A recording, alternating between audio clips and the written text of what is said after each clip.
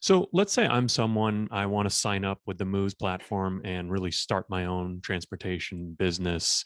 What's it take, and what are kind of the first steps?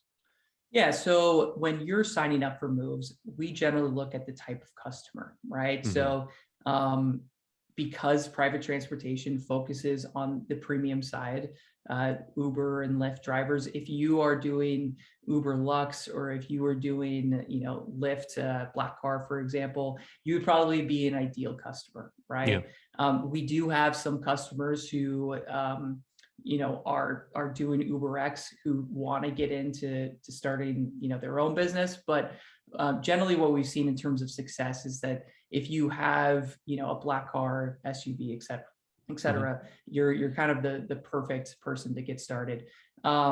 So yeah. I mean, onboarding I guess because experience, those folks yeah, also already have, in California, they would already have a TCP license, which is like a exactly, license for hire, and then they also have commercial insurance. And so I think that makes sense that those are sort of your ideal customers. But I will say that, we know a lot of UberX drivers who are kind of like, this is on their radar or they've looked into it, and it might be a bigger commitment, I guess you would hmm say. But I feel like there are, one of the reasons why I wanted to have you on is because I think there are a lot of UberX and just regular Lyft drivers out there who, don't even know that this option exists. And I sort of want to just put it on their radar because I feel like a totally. lot of them could have a lot of success. So I appreciate that, that's the background of kind of like your ideal customer. But, also I think on the UberX side, like, I think this is like an interesting consideration. All right, back to you. Well, yeah, no. So it's interesting because we've actually had a lot of interest coming from UberX, Yeah. Uber XL, Lyft drivers who they're kind of fed up with just the reliance on Yeah. Uber and Lyft, and they want to start their own business. And so anybody that is looking to start their own business, they can go and do this with moves, right? And so what does that generally look like? One, when you sign up, we're going to give you tools to create a website, Hmm. create your branding, right? We want to verify that you have insurance, right? So pretty basic stuff. And whether you're doing commercial, right, we're going to verify that. If you want to just stay and doing more of the consumer rides, right, we'll verify that insurance. You upload your vehicle, and now you have the tools. One, so people can go and book directly from you through your website and through this Yeah. booking tool, right? You could generate awareness through our marketing programs that we have already set up. You can manage payments, so customers can pay by credit card directly from you, and that money comes funnels into your account, Hmm. right? So, and we don't take a percentage of that.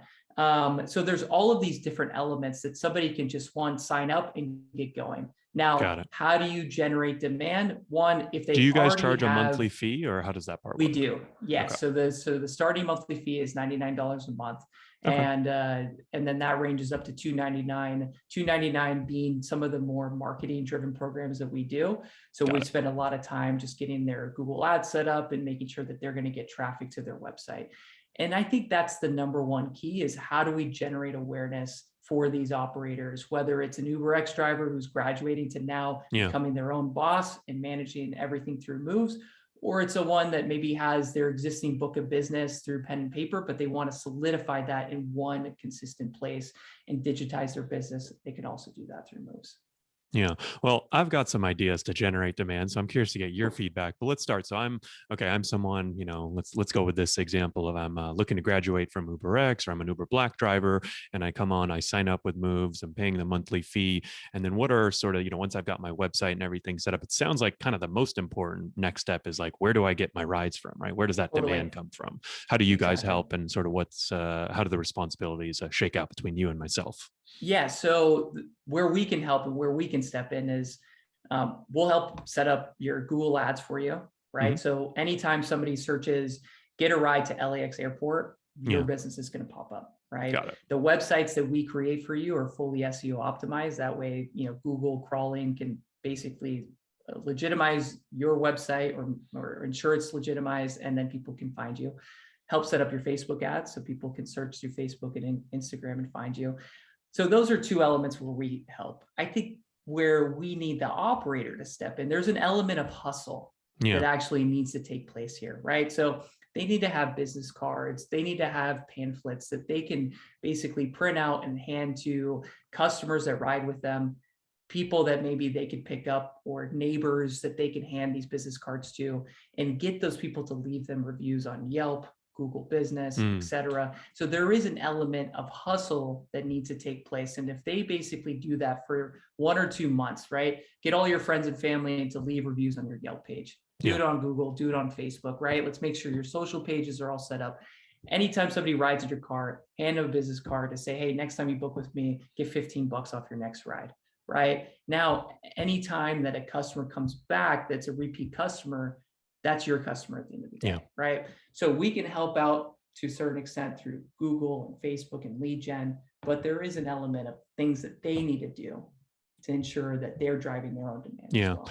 I really like that you brought up that there's an element of hustle needed, right? Because I think what we see on the gig platforms is that, I mean, probably folks following our stuff are probably tend to be more in that hustle category, because really my whole business is predicated on the fact that, if you know what you're doing and you hustle, you can make more than the average driver. But, I'd say maybe half of drivers, especially in the gig economy, just are kind of doing it, right? They take whatever rides come, they do them. They're not really thinking, they enjoy it and they're having fun and they like the flexibility, but they're not putting a ton of thought, and definitely not a ton, they might be good drivers, they might be providing good experience, but I like that term hustle, right? Because I think Mhm. that's really, I mean, running a business is tough. Like, let's be honest, right? You're a business owner, I'm a Right. business owner, you're working with a lot of business owners. So that is an important quality and trait. So I think it's important to kind of set the right expectations, like who can be, like, okay, you can make a lot of money and, do this and do that, but like, who's the right person for this? Do you have this personality? And if you don't, that's okay, but be ready to flex those muscles, be ready to work it, right? So I like this, I want to drill down on this marketing and sort of demand side, because,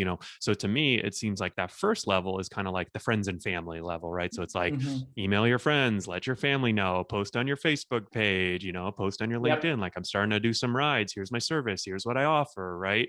And kind of just, spreading awareness, right? Like you would tell your parents first, right, about the new business that you're doing. And then, maybe your neighbors too, right? I also like that option, right? Because especially if you're giving rides and people live near you, that's, Mhm. a natural opportunity of a 30-second pickup time. That's very Yeah. convenient. And then start going into your extended circle. And I think this is where it starts to get a little challenging, and where I like helping out a lot of drivers, because, you've got the business cards, you've got the pamphlets. I mean, again, right? You can go to your direct neighbors, but why not go to your entire neighborhood and pass out Mhm. business cards and pamphlets? And, that may be a very low ROI, right? Because like, who actually reads those? But if you get one or two customers, they live right next to you and maybe they want to go to the airport, and now it's like that ride is going to be very valuable to you.